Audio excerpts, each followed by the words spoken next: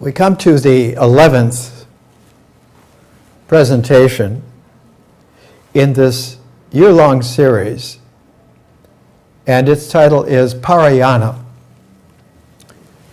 Para meaning very, very high and beyond. Yana meaning way. It's the way beyond, it's the way, the high way. And the subtitle of Parayana here for the whole year is Entering Our High Dharma Way. And it takes a little refinement in our hearing to appreciate that there is a major dimensional shift between dharma and high dharma. The Sanskrit word dharma means truth, and there's a dimensional shift between truth and high truth. In 1987, here in Los Angeles at the Philosophic Research Society, I delivered a 12 presentation series with a 4 presentation augmentation, making it 16, so that it was a 16-part or 16 aspect presentation of the high dharma. The lectures and courses up till 1992 are page by page, presentation by presentation put into this little book. That was 22 years ago. I had already done all this kind of work. For 1987, for instance, there were 4 series of presentations. The first was the Hermetic tradition, from the Renaissance to the founding of the United States. And for that series, I wrote a book. It's about 300 pages, very academic, on the roots of Hermetic America, Hermetic Renaissance, the roots of Hermetic America. The second series in 1987 was the natural follow-up to that, was Hermetic America Matrix. And this was a series of 22 presentations, and it was called the Synthesizing Vector, Hermetic America Matrix, a matrix that will have a vector, will be able to have an undertone and an overtone to that vector, and one will be able to have in that dynamic eventually the development of a mathematics of a tensor, and is on the level of high dharma tensor expressiveness that Einstein was able to deliver his theory of relativity, that the whole beginnings of quantum mechanics were based, so that Newton was a dharma and Einstein and Niels Bohr, etc., were a high dharma.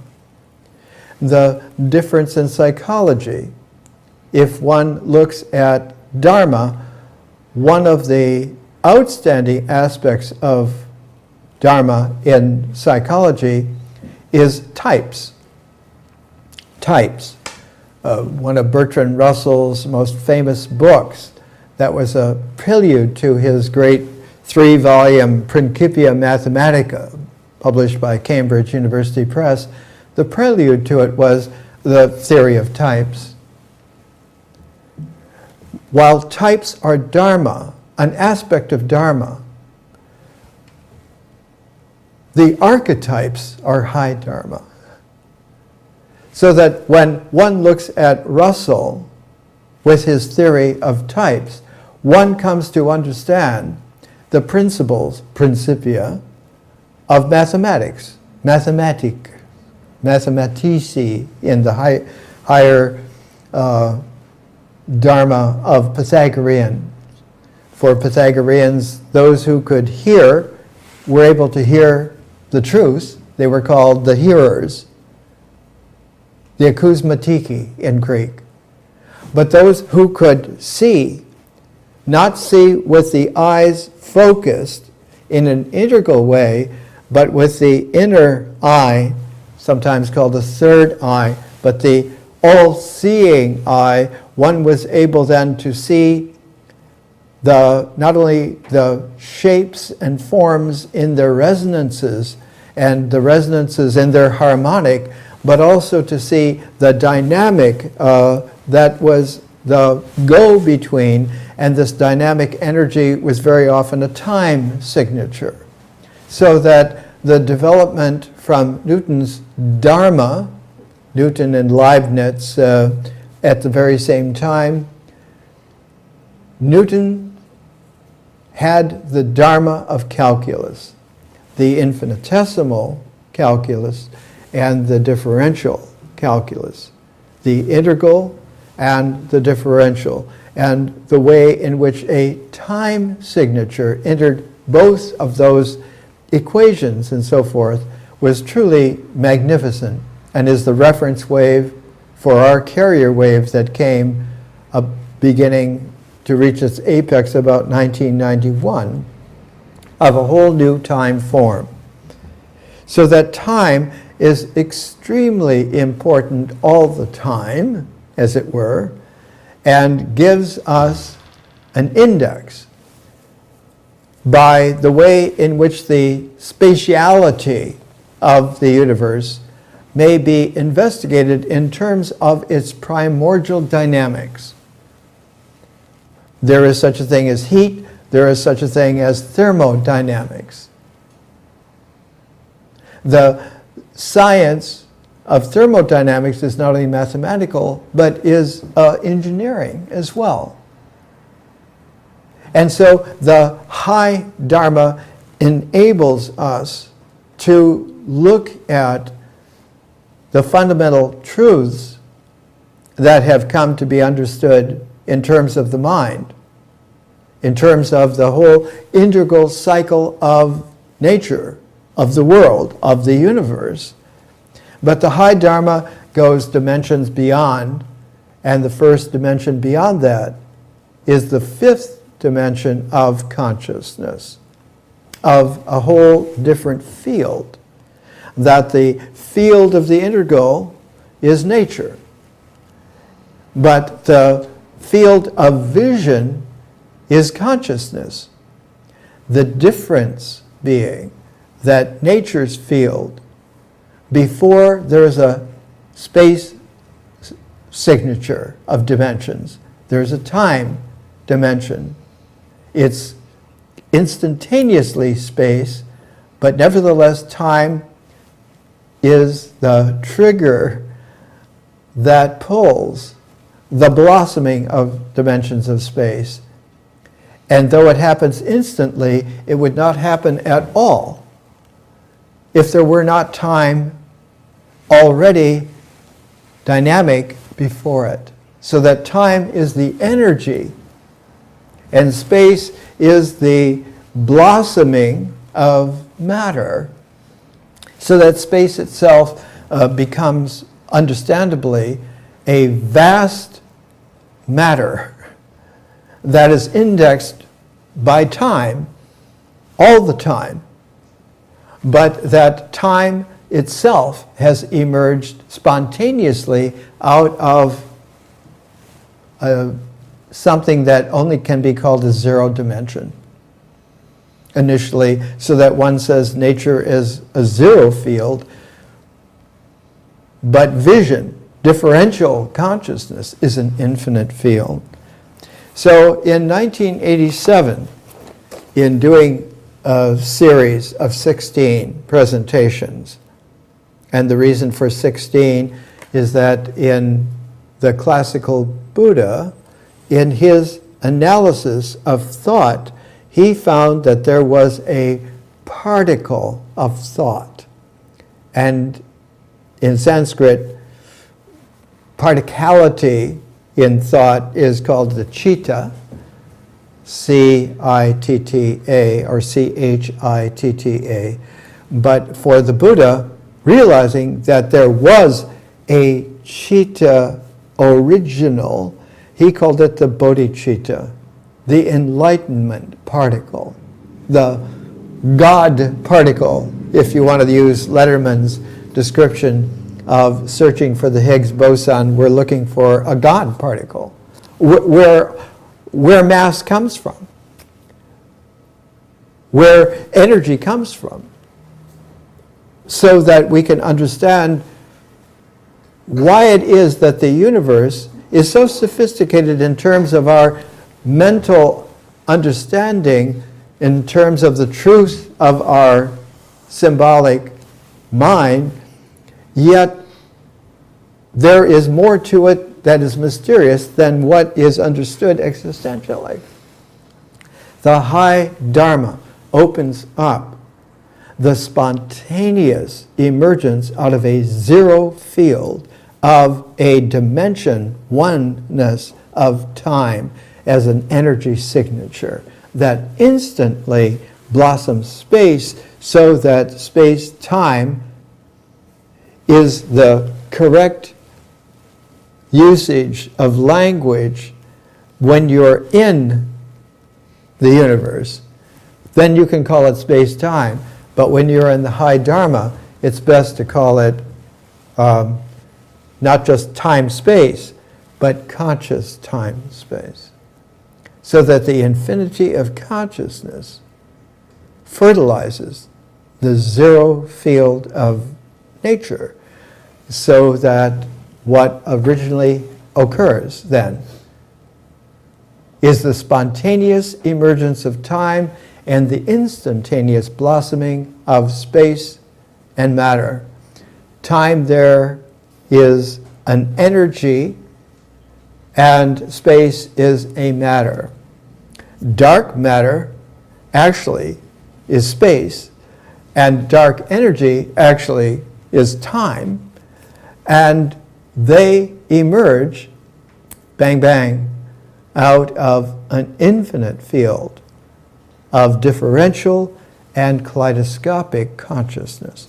The difference being, like types being the Dharma, and archetypes being the high Dharma, there is a realization, not just a distinction, but a realization that there is a universe, truthfully, but there is a cosmos, very truthfully, high Dharma and Dharma. There is a type and an archetype, and that one then can have a mentality to understand a theory of types, with the proviso that one understands that theory in Greek comes from theoria, and it doesn't mean theorizing, it means contemplating. Theoria is contemplation, and there is such a thing as the vita contemplativa, the contemplative life, because life has a high Dharma dimensionality to it. Life precedes the energy of time, and definitely precedes the matter of space and particality, so that when one looks at a high Dharma, the realization is that life is before primordiality. In 1987, with the High Dharma series, it was a part of the 1987 year's season of giving presentations. And as I said, that 1987 year began with the Hermetic tradition, from the Renaissance to the founding of the United States. And my book was on the roots of Hermetic America, which will be published probably next year. Then came Hermetic America Matrix. Then came the alchemical core of Carl Jung's work. And finally, the fourth season of 1987 was the High Dharma, being this particular course. And that was now 27 years ago. So I've been doing this for a long time. My first course on the Hermetic Renaissance was in San Francisco, at San Francisco State in 1966. So what I am gifting, not just telling, not just teaching, not just giving, gifting, is not just a comprehension, but an encompassing. Carl Jaspers, in his great book on the understanding of history, said that the encompassing, the umgrifite, is the mode by which one comes to appreciate aesthetically and analytically that history is of enormous dimensional complexity, and that in fact, as vision has its differential consciousness, history has its kaleidoscopic consciousness. And so it is the dimension of history related to the dimension of vision, the fifth dimension of vision, and the seventh dimension of history are interfaced by a sixth dimension. And that sixth dimension is art. And the threshold of art is the artist. And the artist emerges spontaneously from vision to produce the works of art. And the first work of art that is produced is the genesis, the emerging of the artist. So the prismatic person of the artist, emerging from the infinite field of differential conscious vision, is that interface that when the creative imagining and remembering, both gerunds, creative imagining, remembering, come together in a ratio of the real, as I have long termed it. That is how art is made.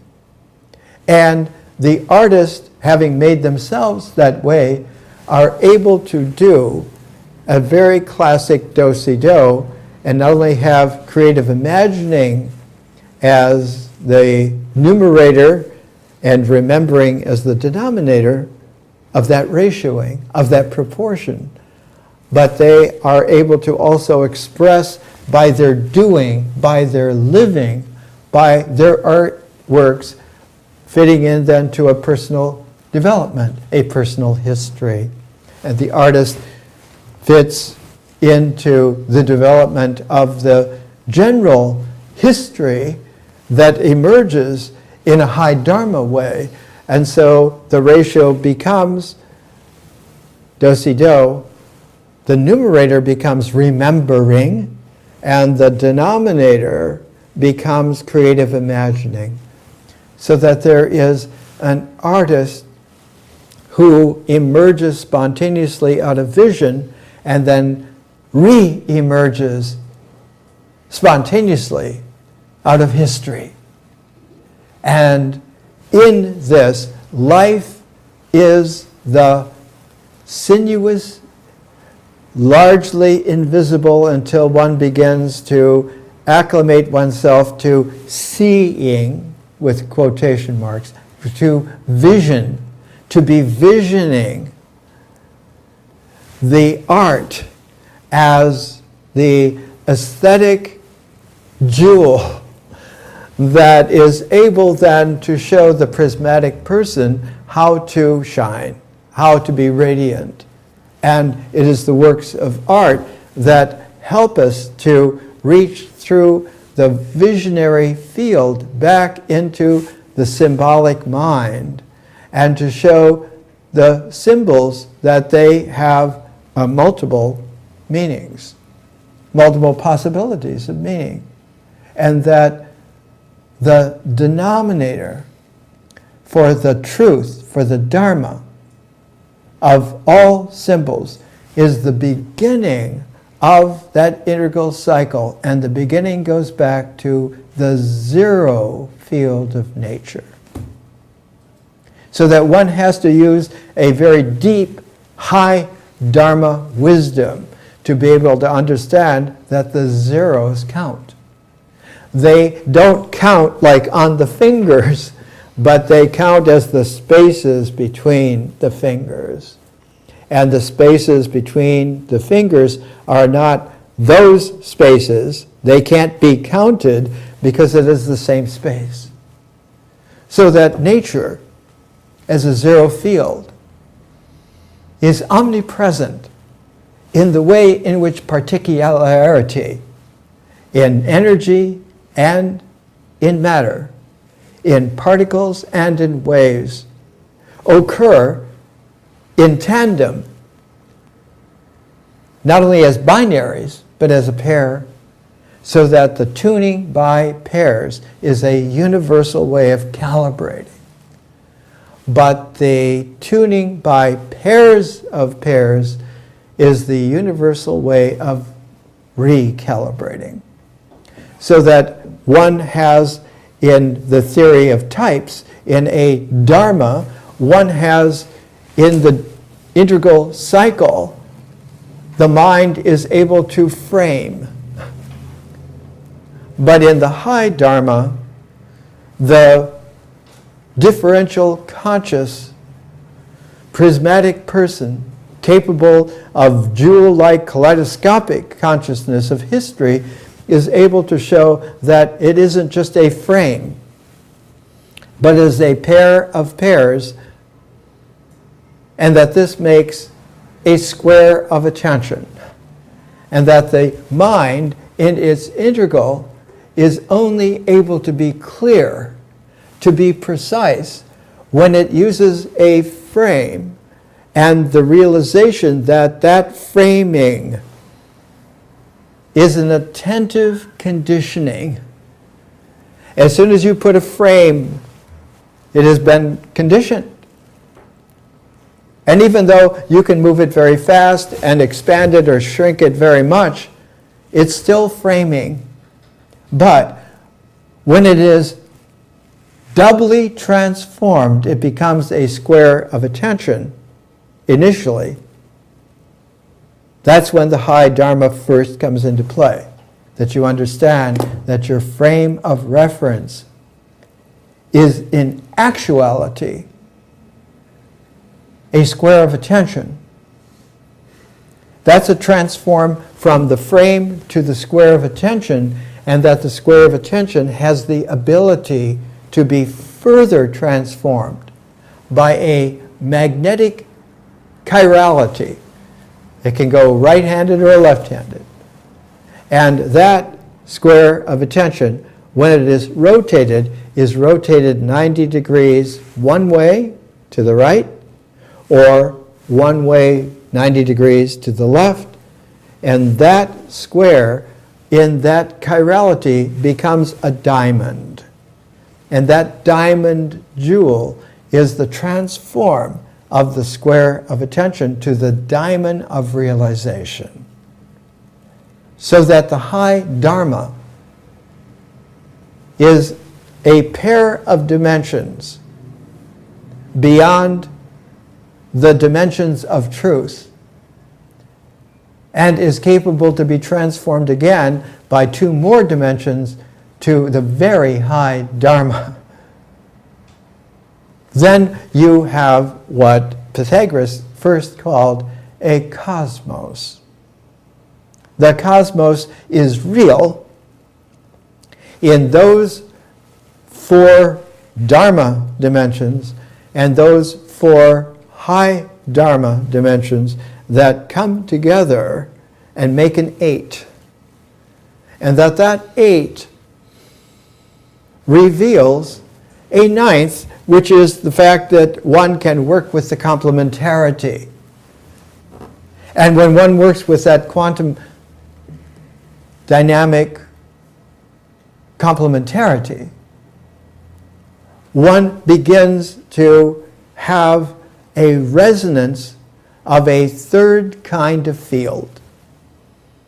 There was the field of nature, a 0 field. There was the field of consciousness, an infinite field. Now a 3rd field comes into play. And that 3rd field in advanced physics, astrophysics, 21st century parlance, it's called hyperspace. Hyperspace. Not a superspace, a hyperspace. A superspace is in the misapprehension of vision as being supernatural. The hyperspace has a 10-dimensional 3rd field quality and is able to have an acceptance of the field of nature, the field of consciousness, and the field of the real, which has still the veracity, even in a high Dharma, of having a tunable pair. And so the 10-dimensional hyperspace has a pair of an 11th dimension, which is not a thing other than the fertility of life. And so the 0 field of nature, Mother Nature, becomes pregnant because of the fertility of an 11th dimension of conscious space, time, raised to a 3rd level actuality. And so that not only is birth existential and real, but that birth occurred because of love. And this is how love not becomes or energizes, but that love in life discloses the real. And this is extremely interesting because very quickly, if you have not learned to learn, you will slip instantly, faster than the mind can detect. You think magicians with their legerdemain are fast. This is really fast. In fact, it's faster than the instantaneousness of time, so that one has to be capable of dimensions of kaleidoscopic complementarity and differentiality to be able to not be, but do. Yoda tells young Master Luke, do not think, do. Written because of Joseph Campbell informing Kasdan and Lucas and those writers of the Star Wars that this seems to be the secret of secrets, which is easy to mistake as pragmatic. The Greek word pragmatos means action. Or not just pragmatic, but karmic. Karma means that actions have their reverberations, the causality. But the karma is causal only in the universe. Only in the integral dimensions of the universe is there karma. In the high dharma, there is no karma. There is the gifting. And it is this punyas, that the gifting, the English translation of that Sanskrit word is merit, bestows merit not as something, but bestows the invisible light of the way in which freedom from karma is real, is hyper real. And it is this way of teaching, it is this way of high wisdom, refinement, and then being refined, that came to a focus like an arrow of exactitude about 1900 years ago, in the way in which the original Hermetica were written in Alexandria in the 90s AD. And without understanding how that came to be and what that means, and then what that meaning means, we are not able to even imagine, because the imagination already is still in the integral. The capacity for imagination, for imaging, comes out of the doing, but the doing is in a kind of a ritual comportment. The existentiality of things and of actions, the ritual base, generates the images. And then those images, whether they're of feeling or of sight or of sound, when they're indexed by language, when they're indexed by an oral language, the sound of an oral language is able to engender the fruitfulness of the images of what one sees, one hears, one tastes, one feels, all of the senses, including awareness. All of that comes into an integral in the mind, into what we rightfully call the imagination. And the imagination is a structuring, basic comportment of the symbolic mind to have a structure that has a clear connection with the referentiality of existence, of existentials, of existential action, of existential things, so that rituals and symbols then are tuned to each other in just this way. And what they tune is the space between them, which is the mythic dimension, the mythic phase, as I have phrased it. Because when one sees ritual and symbols as phases of a cycle, the intermediate interface between them is the phase of myth, which is the phase of experience, which is the phase of indexed by oral language, the telling, the hearing and the telling, where the language by speaking and the language by hearing participates in the actions and in the things and in the way in which they then generate feelings, so that feeling tones and imagery are related like peanut butter and jelly on the bread of the ritual existentiality and the symbols integral. And that gives us that complete cycle, the 4 seasons, But if we see the transform of the 4 seasons into 4 dimensions, 4 phases, one begins to understand that you need a 5th dimension like the sum to make the hand.